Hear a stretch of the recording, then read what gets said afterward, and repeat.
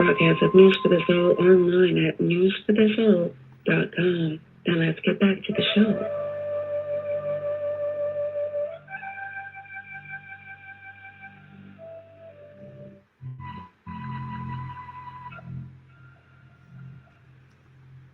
Hear all of our previously aired broadcasts of News for the Soul online at newsforthesoul.com. Now let's get back to the show.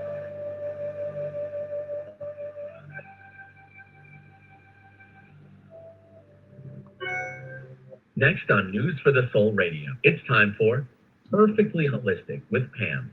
Pam is a cat mom and holistic health seeker who, after suffering an injury that wouldn't heal, was led on a journey to seek out alternative, holistic, and natural medicine.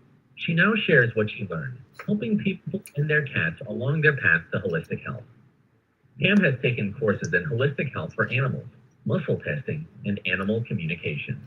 Please welcome Pam. Back to News for the Soul. Welcome back to the Purrrfectly Holistic Radio Show. I'm so excited to be with you guys again, and I cannot believe we are at the end of the year. Who is out there thinking, how is it possibly December? So we have a really cool topic for you guys tonight, especially you. This is going to be really geared toward all of you cat people out there, because cats are not small dogs, and we need to look at cats a little differently sometimes. So we're going to talk about holiday safety tips for cats. If you own a cat out there, you struggle this time of year with holidays, with just seasonal issues, maybe it's a rough time of year for you because it's not always, fun and games for everybody. So it can be a little emotional. It can be a little, it can cause anxiety for some people. It can bring up a lot of, depression and sad memories. But it can also be a very joy-filled time and a lot of excitement and a lot of things going on in your home. Our cats are little energy sponges, and they pick up on a lot of these things, whether, it's emotional or whatever. So, but there's a lot more to think about and consider when you're looking at the whole holiday season and cats and safety. So if those of you who own a cat, you know how sneaky they can be. They can be door dashers. They can get into little mischievous things.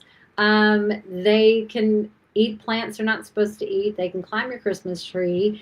They can provide a lot of entertainment for sure, but sometimes they can even cause a little trouble.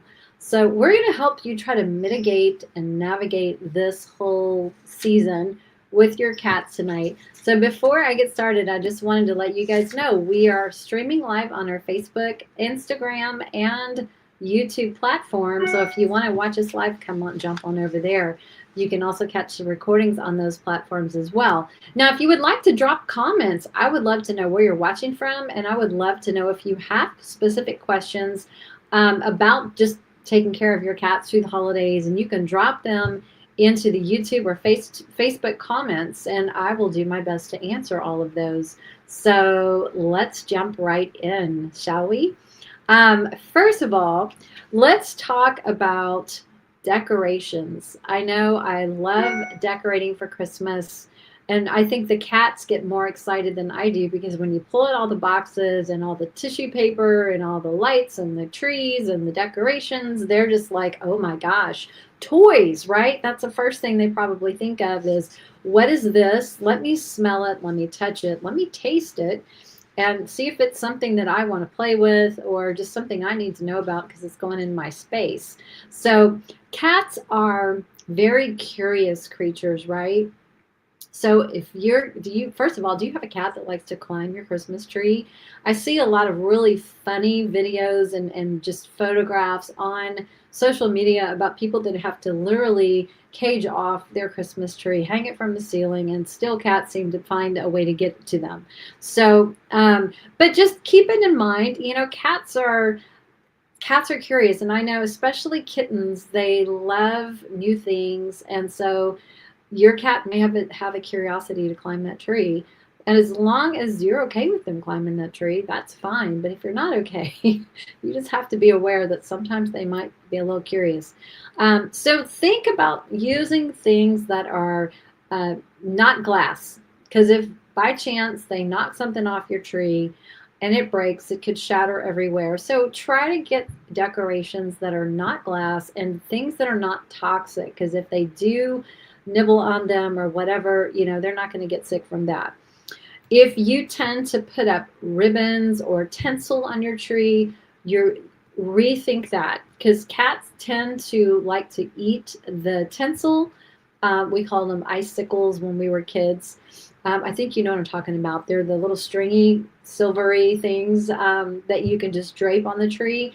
That is probably a no-no if you have a cat in your house, unless you have an older cat that doesn't care less about the Christmas tree. But in general, I would just say avoid that kind of tinsel, because they can ingest those things, and it can actually cause an obstruction in their small intestines, because it can get tangled up as they eat it, and it passes through. It can block things. It can be a mess, and then you can end up in the ER with a very, very expensive vet bill. So I would just avoid that kind of tinsel and ribbon. And if you tend to wrap your presents, I know some of my cats loved the curly Q ribbon, so I can't use that anymore because they'll chew it and then it'll come out in their poop. That's happened in the past. I don't use it anymore.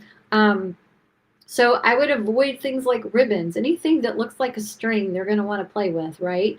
So be mindful of what you wrap your presents in. And you know what? You can wrap all the beautiful presents and use all those things, but you might need to put them somewhere besides under the tree or besides around the tree. Put them somewhere in a closet where you can shut them in and they'll be safe and stay beautiful. And, you won't wake up on Christmas morning with cat teeth marks in all of your packages and bows. So there is that's a real thing. So keep in mind things like that. Now, as far as decorations, you also want to think about the type of plants that you have in your house this time of year. Many people don't know this, but poinsettias, mistletoe, holly, and even lilies are very toxic and can kill your cat. So it can actually cause the kidneys to shut down. So let's not have another, devastating event and emergency room visit because of plants in your home. So if you have inside kitties, and if you get any of those plants, see if you can put them outside, away from any access where your cats can get to them, because it's a serious, serious thing. And cats are just curious, and they like to nibble. They explore their world, and they learn from things that they put in their mouth and taste, kind of like babies, right? So we just have to remember that we have to treat them kind of like babies. They don't know that something is harmful to them. So let's put those plants aside. And then the other thing that I want you to think about in terms of decorations would be candles. So some people love the burning, scents of the candles and all of that.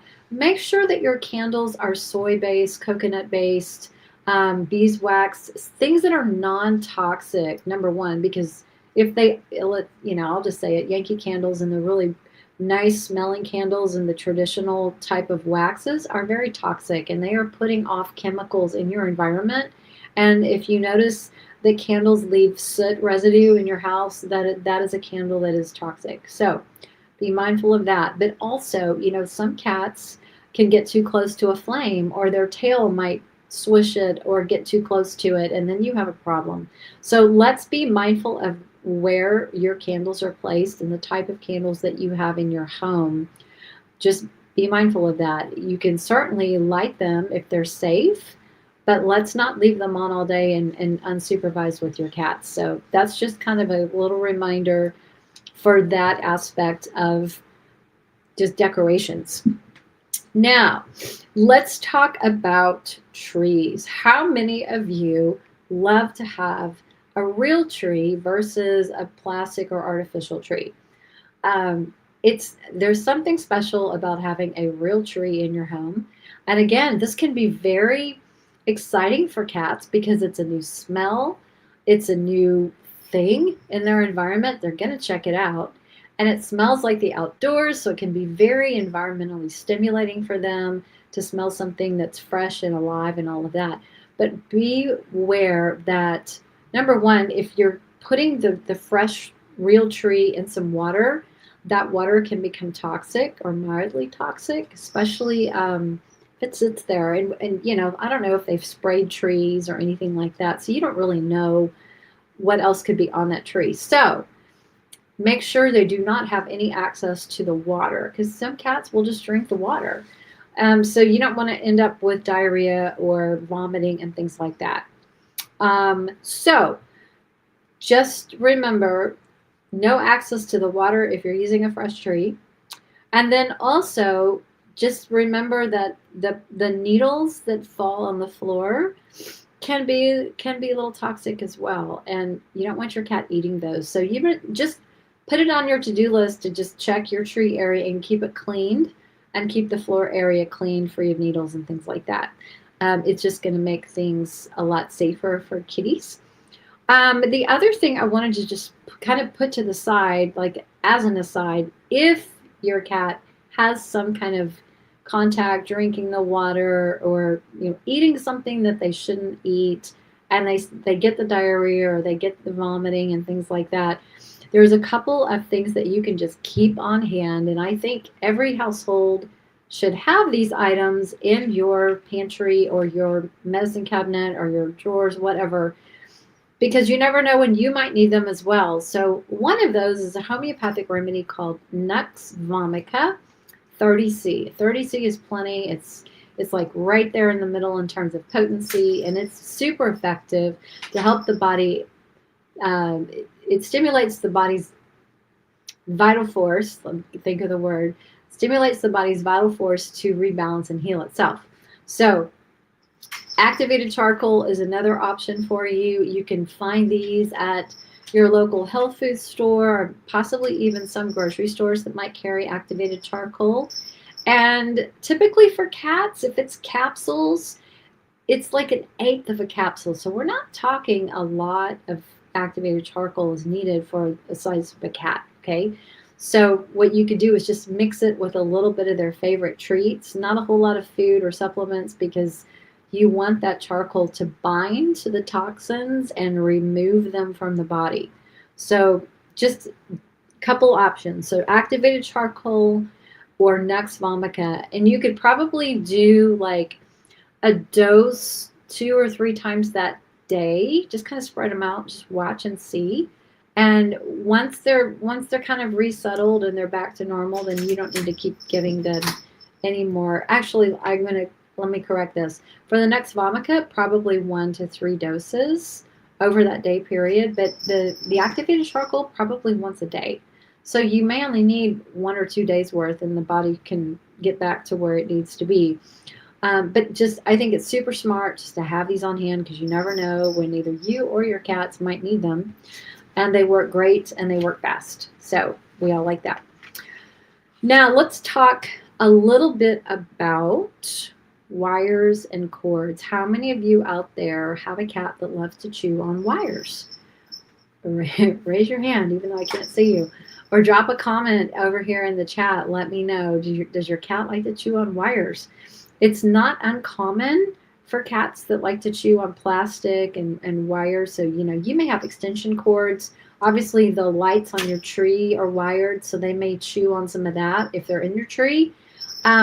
So what I would recommend, if you have a cat that's attracted to plastic like that, is to find those covers that you can slide the cords through if they're on the floor, or connecting things in your room, your living room, or wherever your trees are, that you can just some of them look like fabrics, and some of them are like plastic tubes that you can slide the cords through, it's a cord protector. So check I would think like probably your home goods type stores, hardware stores, Home Depot, Lowe's, places like that, Target, wherever they sell, stuff like cords and wires and electronics. See, I would check those places, Best Buy, electronic stores, things like that.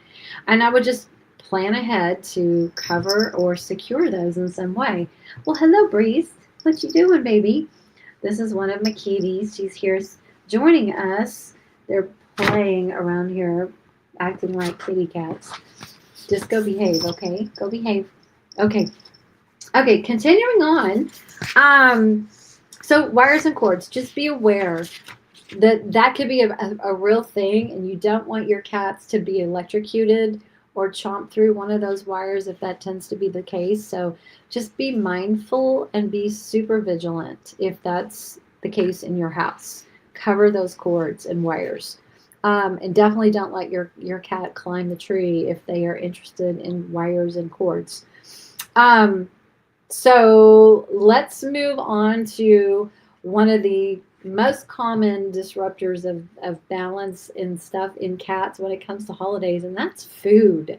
Some cats are super food motivated. Oh, hello, Skylar. Thank you for joining us. So I've got both girls here. So did you know the following foods are toxic for cats? Grapes, raisins, onions, and chocolate. So if you have a cat that is food curious, food motivated, something smells interesting to them, they might eat it. Some cats actually like to eat fruits and vegetables and things like that. Or they might like to drink broths, things that have onion base in them. So be wary that you don't feed them anything with those foods, or don't let them have nibbles or snacks on anything chocolate, raisins, onions, or grapes. And the other thing that most people don't remember is that when it comes to cats who like to counter surf, and I know you probably, maybe you have a counter surfer, they jump up because there's food up there, they smell the food, maybe it's turkey, maybe it's ham or whatever, and it's been cooking for a while. It might be something, maybe there's a lot of gravy or a lot of fat that's kind of melted into the bottom of the pan. Some cats will go after that. And when you heat fats to really high degrees, like we're roasting and cooking and things like that, that can denature those fats and actually cause them to be a little rancid. So don't let your cat have access to the fats that you've cooked with these meats and things like that. If you're just leaving things out on the counter, please supervise those areas and make sure that your cat can't get up there. Because if they eat a lot of high, like heated fat foods, real super fatty foods, it could give them a bout of pancreatitis. It might not, but let's play it safe and keep them away from those kinds of foods. If you want to feed your cat some, cooked turkey or a piece of ham, excellent. Fresh food is awesome for them to try. Or roasted chicken, things like that. Pull off some pieces in little bite sizes and put it in their bowl wherever you feed them, and let them have a little sample of the foods that they're interested in, when you can actually make sure that what they're eating is actually going to be safe for them. If you're going to have a lot of people, like at a party, and you're leaving a bunch of food out on the counter, make sure that your cat is not going to jump up there and, disrupt everything, especially if you have people over that may or may not appreciate cats who want to go explore the food and lick it or whatever, right? Now, if it was my house, it's like, oh, it's, what's mine is yours and what's yours is mine. I don't really care. I'm going to eat it anyway. And I don't care if my cat's on the countertop, because they're cats. What are you going to do? So, but your guests may not appreciate that. So you might need to put Kitty away in a little room by itself for a little while, so that you can make your guests comfortable and make sure all the food stays where it's supposed to be. You don't have anybody putting their paws in anything, or, taking little bites without your permission, of course.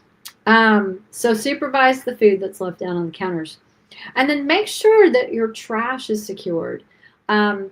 Sometimes cats will dig through trash cans. They'll smell something that smells really, really good in there, and they'll dump it over, they'll find it, they'll dig it out, they might eat it. And I know that's probably more common for dogs in some cases, but you just never know. Cats can have a mind of their own sometimes, and if they're hungry, if they're motivated enough, they can get into the trash, and it may not be a good thing. So make sure it's covered. They don't have access to just dig around, and you may want to put it outside so that they're not tempted to go dig through it or try to access it. Now, the other thing I wanted to talk about is let's talk about being wintertime. And let's say it's really cold where you live.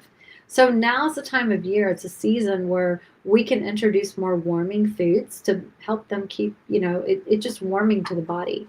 So things like chicken, lamb, and venison are considered warm or hot proteins, and in Chinese medicine. So if you want to add some new taste to their diet over this winter season, consider adding those proteins into the food. You can mix it with their other food, of course, to give it more of a combination of heats, cooling, neutral, and warming proteins. But yeah, play with that. This would be a good time of year to introduce more of the warming proteins into their diet. So let's also, first of all, let me stop and ask, does anybody have any questions or comments so far? And remember, if you're on Instagram, I can't see your comments. So come on over to the Facebook and YouTube platforms, and I'll be happy to go over them, because I want to know what you guys struggle with as well over the holiday season with your cats, because I might not cover everything. There might be something that you're struggling with specifically. So feel free to drop a comment over here and I'll be sure to address it. Okay, so let's also talk about guests and visitors. This is where either people love it or they hate it, right? So this time of year can be very stressful if you have a lot of family come over, or if you have to go to family members' houses. You either like it or you don't like it, right? So when it comes to hosting or having parties at your house, or just having family members coming for several days or a week, whatever it might be, we really need to stop and think about things from the perspective of our kitties. They're used to their own routine, their nice environment. And, if you've had cats as long as I have, you know how much they're creatures of habit and they love the routine. And so when something disrupts that routine in some way, or the energy or the quietness of their environment, it can be very unsettling for them. So just some things to think about if you are expecting guests or visitors coming over to your home during the holiday season. One of the things that I kind of mentioned earlier was the door dashers. So do you have a door dasher in your house? So some cats just will take any opportunity to escape. But here's the thing, even if your cat may not be a traditional door dasher, when their environment is disrupted somehow, or maybe they're fearful, they can escape out that front door in the blink of an eye, and you may or may not even see them leave if they're really scared or if they're really out of sorts. So I would say you probably want to do this. Warn your guests or visitors who come over to really make sure that door stays closed. Don't let the cat out, even if they're begging. Don't let them outside, and just watch and make sure they don't escape. You might need to go ahead and put your kitty in its own little room, close the door for a little while so they're not tempted to escape when you have people coming in and out. And just be mindful, because how many times has this happened? You've had a workman come to your house and they leave the door cracked or whatever, and your cat, smart, knows that, oh, that's that door, and there's an opening for me. I just need to pull that door open and I'm out. And the workers don't mean anything by it. And of course your guests aren't going to intentionally want to let your cats escape, but you just might need to remind them, to watch out for the cat and make sure the kitty does not get outside, especially if they're indoor only cats. If you have indoor outdoor cats that comes and goes, that's a totally different story. But just be mindful, and have the people that are coming over be mindful as well, because they would feel horrible if it was their fault that something happened. The other thing that you want to consider here is just create a quiet space for your kitty to retreat to.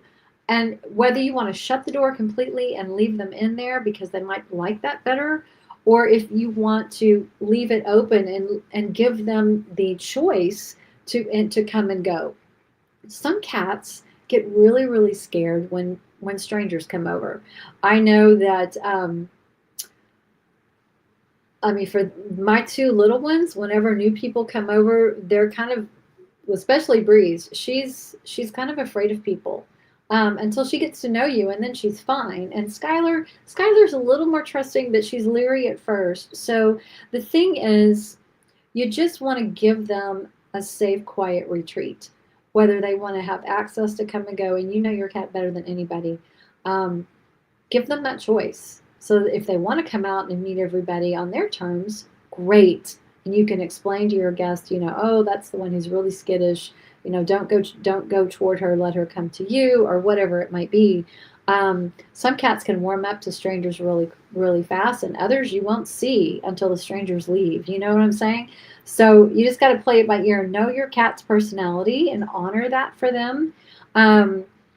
You might want to put their food and their litter box, maybe some toys in that space for them, something familiar, their favorite blanket, their favorite cat bed, whatever it might be, so that they can know that I have everything I need in here. I feel safe. I know that there's people in my house. I can hear all the commotion and noise, but I feel safe in my little retreat. The other thing that you can do is you can add things like colors and use color therapy. So the color red is great for supporting the root chakra when there's a lot of fear involved. So put out something, it can be a shirt, a bath towel, a ball cap, a blanket, a pillow, whatever it might be that's the color red. You don't have to go spend a lot of money on fabrics and all of that. But just see if you have something red, even a piece of paper that's red. You can just lay on the floor and give them the option to go seek out that frequency whenever they need a little reassurance, and they'll go sit on it or sit next to it, and they'll take in that frequency that supports their root chakra. So red is a good color. Green is another really good color because green is very grounding for them. So it promotes more security. So you can do the same thing with something that's the color green. You can use something maybe light blue. It's very calming, like baby blue. So that might be a good option for them as well. And the other thing that I like is using flower essences. So if you have some rescue remedy, that might be something that you can put, pet onto them, especially around their face. And then as well as maybe put some like 4 drops in their food twice a day. And it's very, very gentle. It's calming. If they're really stressed out, you can give the doses like every 15 to 20 minutes until they can settle down. So Rescue Remedy by Bach Flowers is an excellent option for you. The other thing that I would suggest is schedule some playtime in that space. So if you can slip away from your guests for, 5-10 minutes, or even later that day when everything's kind of calmed down, and just spend some time playing with them. Let them get out some of that nervous energy and anxiety that they might have, or fear, and come out of their shell a little bit. So put some happiness into their environment. They love to play, even if you think your cat doesn't like to play, he really does, and he's lying to you. But give them an opportunity to have some stimulation and some fun, something that they really like to do in a space that makes them feel safe. And then lastly, I would say, or no, not lastly, I have a couple more suggestions. You can put on some calming music. So I don't know if that's meditation music, some solfeggio frequencies. You can find all these on YouTube, on Spotify, on Pandora, places like that. And you can also play classical music. It's very soothing. So, or whatever music they really like, or that you've seen them, just zonk out and fall asleep to, then I would try some of that. Just play it softly in the background, and it kind of helps tune out the noise from the rest of the house. And then if you have never tried an herb garden, I strongly recommend you play with this. So we have them here at Perfectly Holistic under shop.perfectlyholistic.com. Herb gardens are basically dried organic herbs that you can put in little piles on a towel, spread them out a little bit, and we have, there's 4 different herb gardens available right now. And probably the 2 that I would recommend would be Peace and Calm. And there's 4 or 5 different herb packets, maybe even 6 in some of these. And you can just put little piles, like maybe a teaspoon or so, spread them out on the towel and just put it down for them to go self-select. It's like self-medicating. So they will take in those scents, those molecules, from those herbs, and they cross the blood-brain barrier, and they address whatever imbalance that they're experiencing. So if they're feeling a lot of fear, it helps bring their nervous system down. It helps calm them. So these herbs are grounding, they're relaxing, they're calming. And it's really, really cool to watch your cat go over to the herb garden and sniff around and maybe sit down on one and maybe lay down on one, and just watch their reactions to the herbs and notice which herbs they are selecting. And to give you an idea of how this works, if your cat is, if you see their little nostrils flaring, they're sniffing something, if you see their eyes blink, if you see them take a big yawn or stretch, they are taking in those molecules from that herb, and it is helping settle things down in their body and shift that energy. It's fascinating. And then when they're done, they'll get up and they'll leave. It's like, nope, I'm good. I've taken what I need to take, and now I'm good. I'm going to go sit back in my favorite spot. So those are just things that you can play with. Put some of their favorite toys in there that they can bat around if they like toys, or puzzle toys, something that would engage them and kind of distract them from the rest of what's going on in the house. Okay, I'm going to stop here because I got a couple of comments here from Amanda. Thank you so much. She says, just came from Instagram after you said you couldn't read the comments there. I've been talking to myself the whole time. That's so funny. Yeah, the streaming platform that we use, we can't see comments on Instagram. We can stream to it, which is great. She says, what's your favorite seasonal protein to feed right now? My pets love elk and venison in the winter. You know, venison is great because it's warming, and elk is more of a neutral. So you could certainly combine the two and get the neutral and the warming proteins.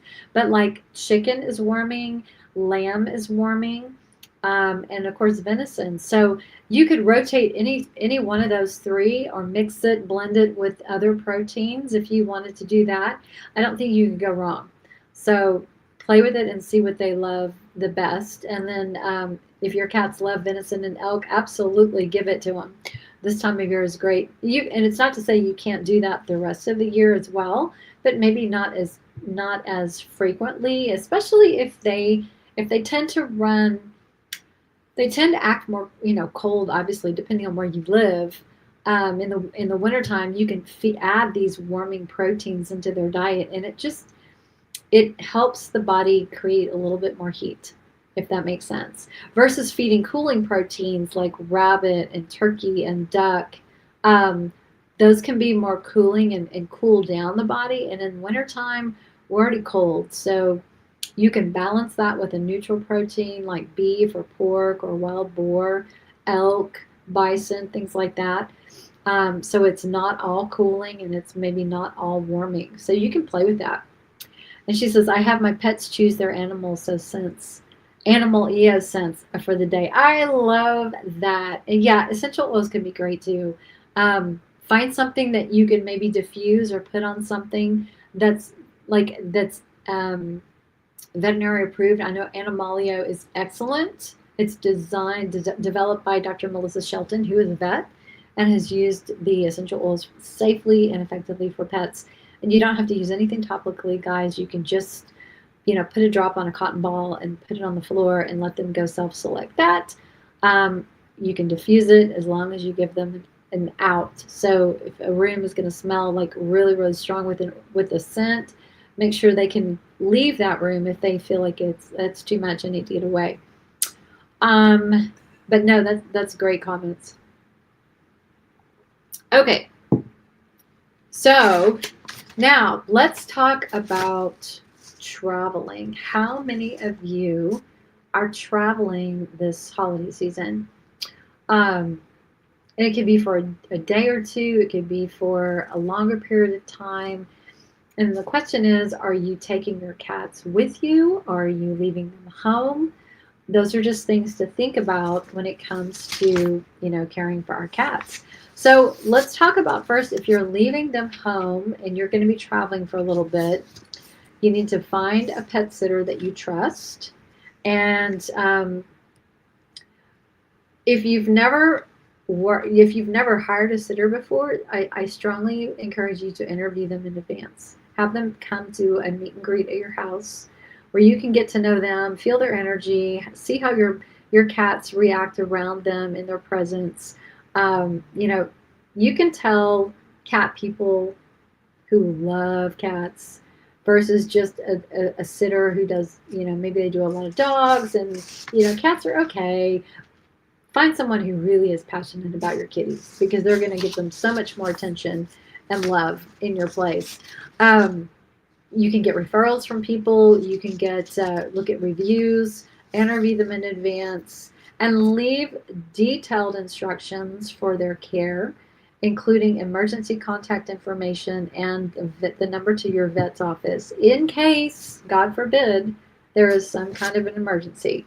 Um, so I strongly recommend do a little planning, write it all out for them, and so be prepared in advance. Now, one of the and in addition to the when it comes to the pet sitter, see if they can send you updates every day.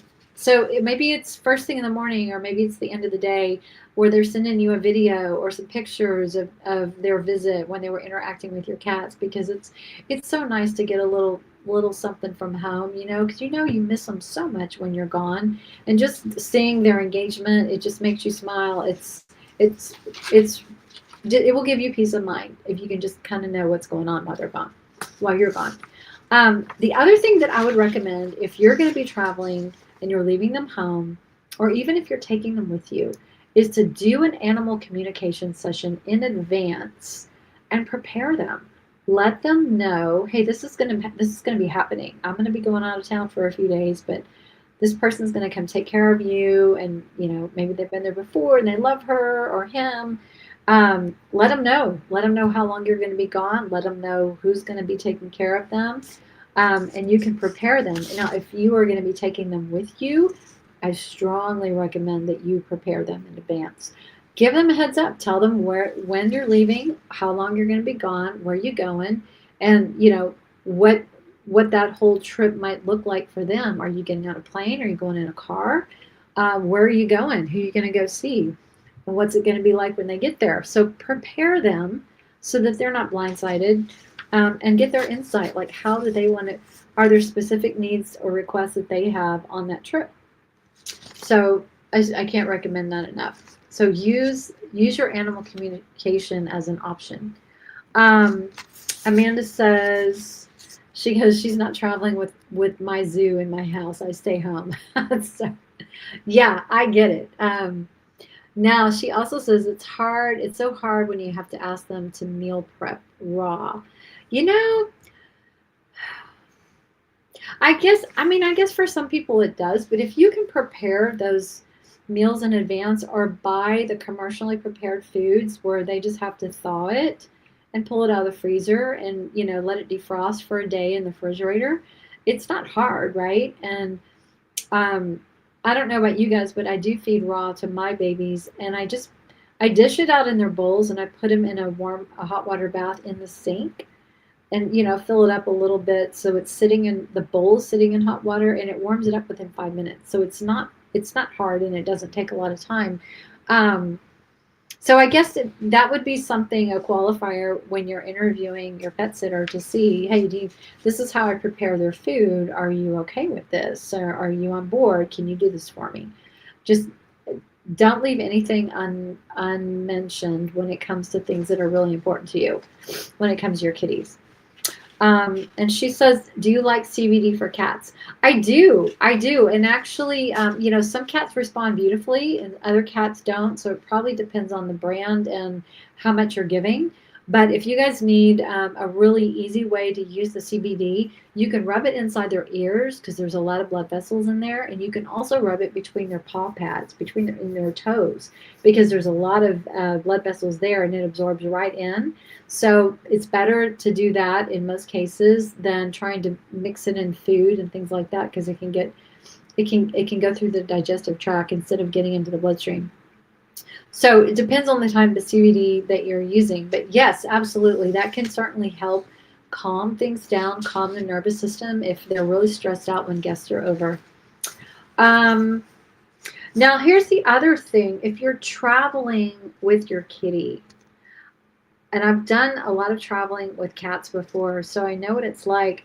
You really need to be organized. Make a list, and it's probably going to be a lot longer than you think it is, but make a list of everything that they need for during the day. You know, all their supplements, their litter boxes, their beds, their toys, medications if you use medication on a regular basis, take their food, all these things we have to think about. Water in the car, how are you going to feed them?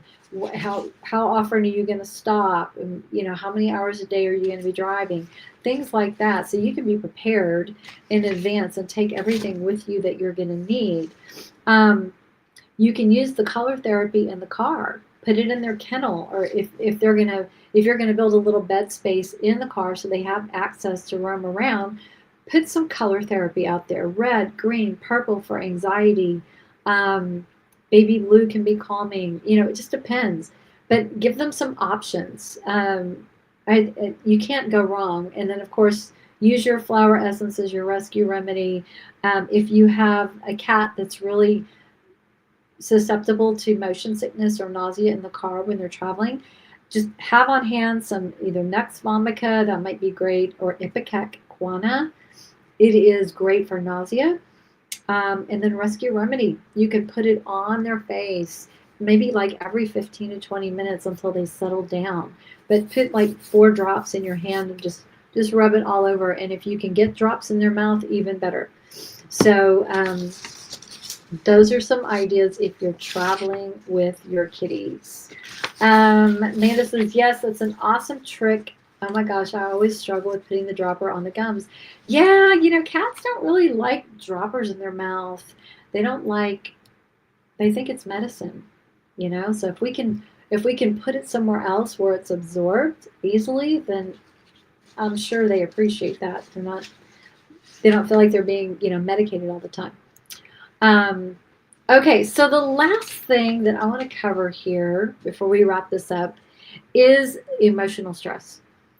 Like I said at the beginning of the show, for some people, it's a fabulous, fun, happy holiday season. For others, it's not so much. It can be very stressful. It can be very sad, and things like that. So, first of all, I want you to be mindful of your own emotional stress. So if you are one of those people who gets really triggered or sad or just totally stressed out this time of year, be mindful of that. Have a plan in advance. Know that your energy is going to be felt in your home by your cats. You can't conceal it.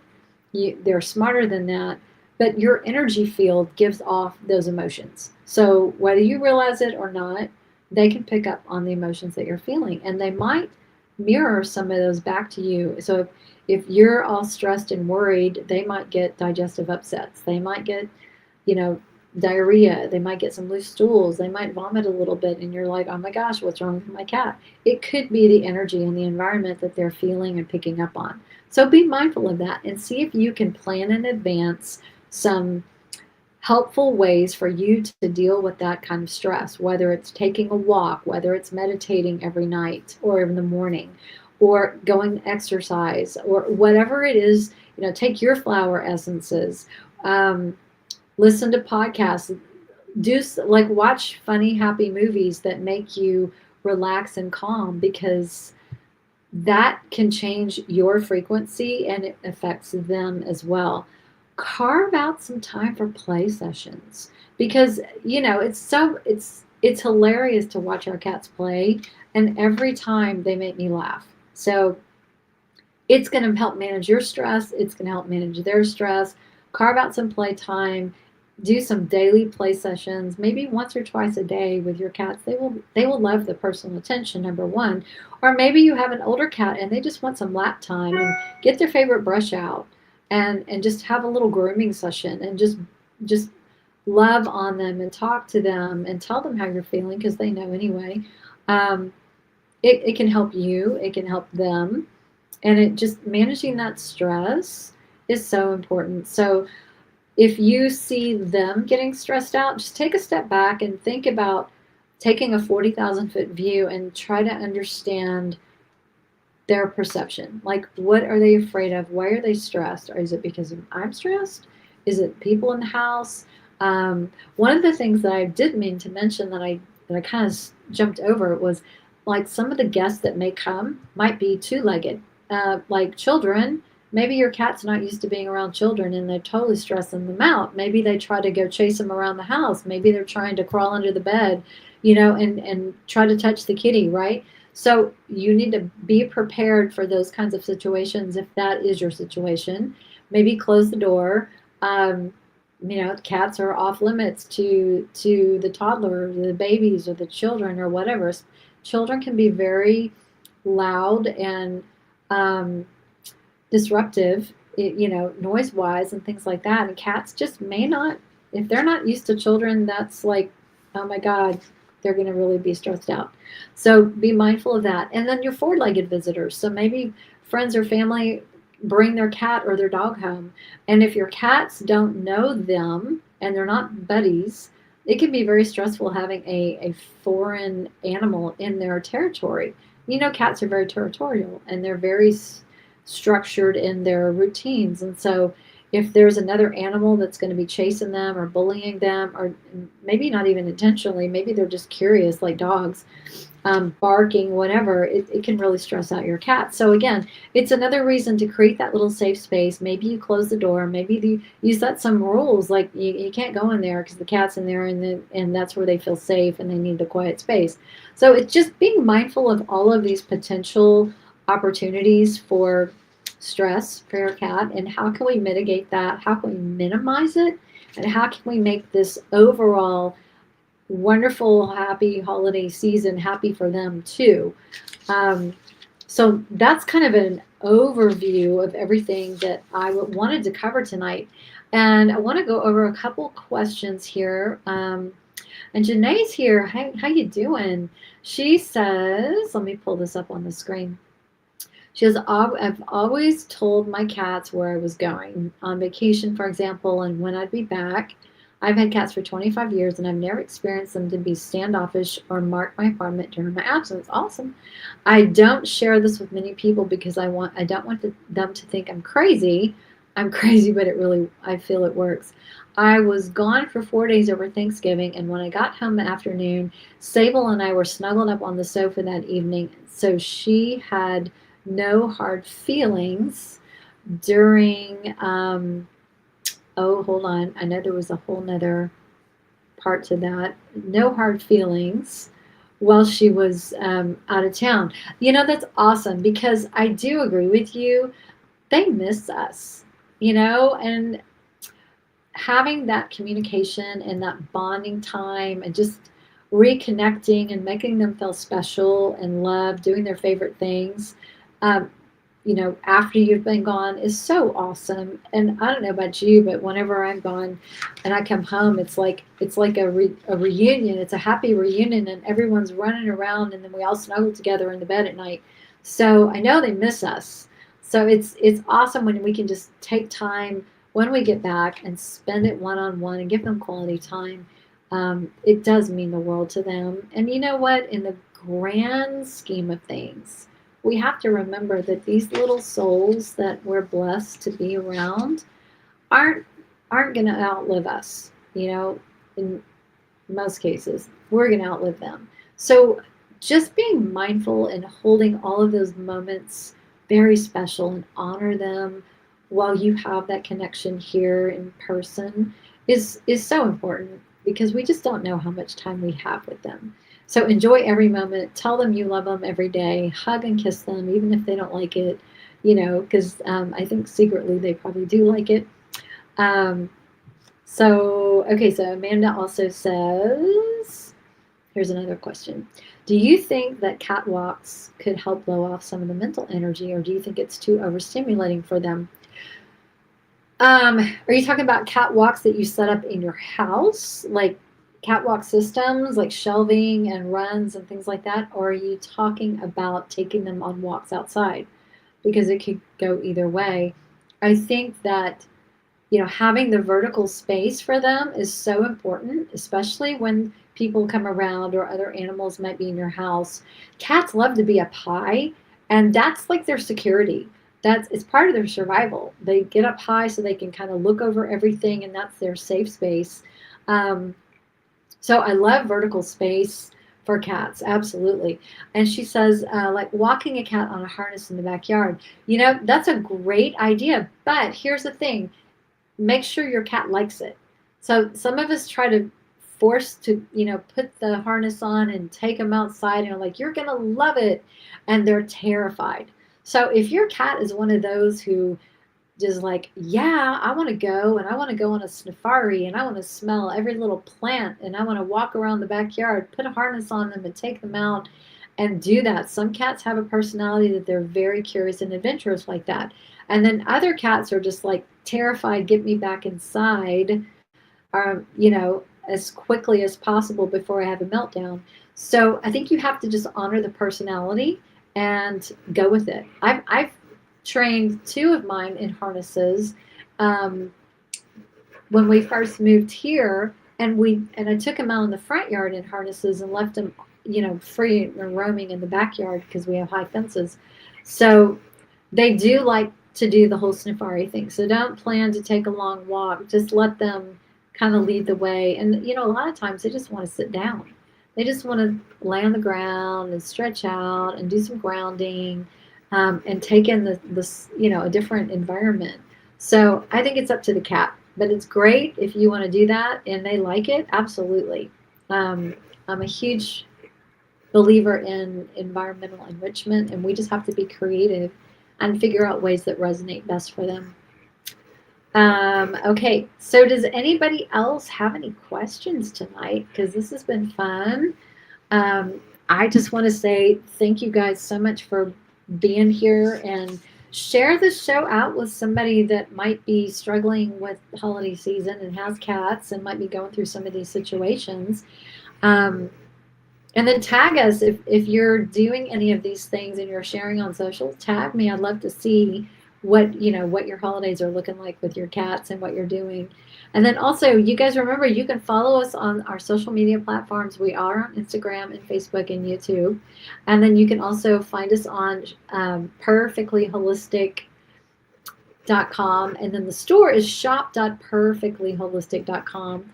So yeah, it's going to be, I'm not going to lie, I got a lot going on between now and the end of the year. I'm packing, I am moving at the end of the year.